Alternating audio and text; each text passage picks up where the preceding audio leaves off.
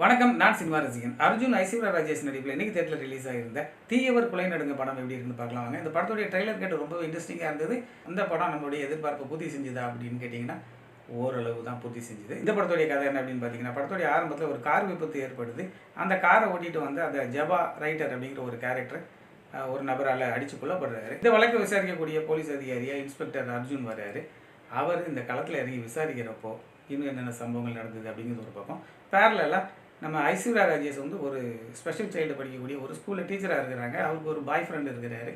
So இவங்க இந்த கதைக்குள்ளே எப்படி வந்தாங்க, இந்த நடக்கிற சம்பவங்களுக்கு அர்ஜுனுடைய இந்த விசாரணை இதுக்கெல்லாம் என்னென்ன தொடர்பு அப்படிங்கிறது நீங்கள் படம் பார்த்து தெரிஞ்சுக்கோங்க. இந்த படம் வந்து அர்ஜுன் படமா ஐஸ்வர்யா ராஜேஷ் படமா அப்படின்னு கேட்டிங்கன்னா, ரெண்டு பேருக்குமே ஒரு சமமான ஸ்பேஸ் கொடுத்துருக்குறாங்க. அதுதான் அந்த படத்துடைய பலமும் சரி பலவீனமும் சரி.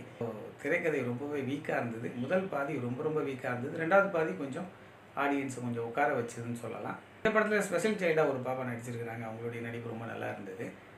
பயங்கர எதிர்பார்ப்போடு போக வேண்டாம், ஒரு ஆவரேஜான ஒரு படம் தான் இது. வாய்ப்பு இருக்கிறவங்க இந்த படத்தை பாருங்கள். சேனல் பிடிச்சிருந்ததுனா லைக் பண்ணுங்கள், கமெண்ட் பண்ணுங்கள், ஷேர் பண்ணுங்கள். நன்றி.